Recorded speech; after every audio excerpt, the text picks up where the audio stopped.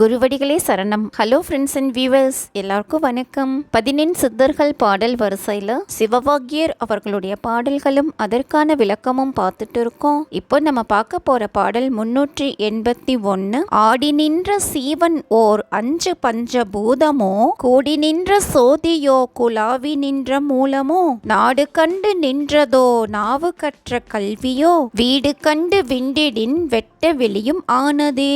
இதுதாங்க அந்த பாடல். சீவன் அப்படின்னா உயிர், விண்டிடின் அப்படின்னா நீங்கினால், குலாவி அப்படின்னா பரவி அப்படின்னு அர்த்தம். சோ இந்த பாட்டோட பொருள் என்ன அப்படின்னா, உடலில் இருக்கும் உயிர் பஞ்சபூதங்களா அல்லது சிவசோதியா அல்லது எங்கும் பரவிய மூலப்பொருளா இடம் தேடி இவ்வுடலில் வந்து தானே நின்றதோ, இந்த சீவனுக்கு உரிய அறிவும் நாவில் கற்ற கல்வியால் வந்ததோ, இந்த ஆன்மாவானது இந்த உடலை விட்டு பிரிந்தால் வெளியோடு வெளியாக ஆகிவிடுமோ, யோக வழியில் தொடர்ந்து செல்லும் போது இது போன்ற பலவிதமான சந்தேகங்கள் எழும் அப்படின்னு சிவவாக்கியர் அவர்கள் சொல்லியிருக்காரு. இதுதாங்க இந்த பாட்டோட பொருள். அடுத்தது பாடல் 382. உருத்தரித்த போது சீவன் ஒக்க நின்ற உண்மையும், திருத்தமுள்ளது ஒன்றிலும் சிவாயம் அஞ்செழுத்துமாம், இருத்து நின்று உருத்தடங்கி ஏகபோகம் ஆன பின் கருத்து நின்று உதித்ததே கபாலம் ஏந்தும் நாதனே.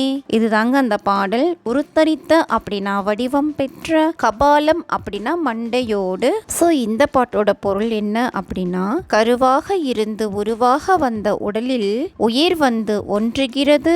முழுமை பெற்ற அனைத்து பொருளிலும் சிவாய நம என்னும் 5 எழுத்துகளும் இருக்கின்றன. இத்தகைய இறைவனை யார் உள்ளத்தால் நினைத்தாலும் அவர் மனதில் இறைவன் வந்து அமர்ந்து விடுவார். அவர்தான் கையில் கபாலம் ஏந்திய சிவபெருமான் அப்படின்னு சொல்லி இருக்காரு. இதுதாங்க இந்த பாட்டோட பொருள். அடுத்தது பாடல் 383. கருத்தரித்து உதித்த போது கமலபீடம் ஆனதும், கருத்தரித்து உதித்த போது காரணங்கள் ஆனதும், கருத்தரித்து உதித்த போது கரணம் 2 கண்களாய் கருத்து நின்று உதித்ததே கபாலம் ஏந்து நாதனே.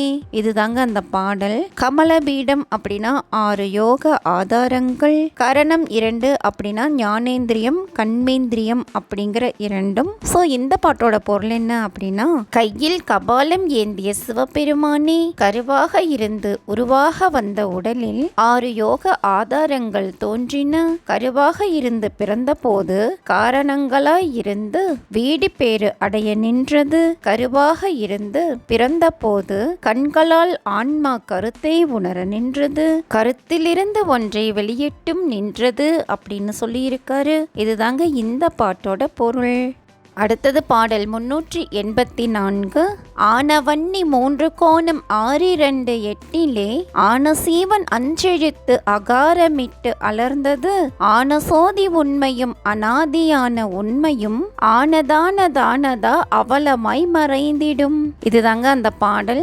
வன்னி அப்படின்னா அக்னி, 3 கோணம் அப்படின்னா மூலாதாரம், 8 அப்படின்னா 8 இதழ்களை கொண்ட சகசிராரம் அப்படின்னு அர்த்தம். சோ இந்த பாட்டோட பொருள் என்ன அப்படின்னா, மூலாதார முக்கோணத்திலும் அநாகதத்தின் 12 இதழ்களிலும் கபால நடுவில் உள்ள 8 இதழ்களிலும் யோக பயிற்சியின் மூலம் அக்னி வெளிப்பட்டது. சிவாய நம என்னும் மந்திரத்தாலும் ஓம் என்னும் பிரணவத்தை ஒலிப்பதாலும் அந்த நெருப்பு சிறந்து தோன்றும். இறுதியில் இது தானாகவே மறையும் அப்படின்னு சொல்லியிருக்க. இதுதாங்க இந்த பாட்டோட பொருள்.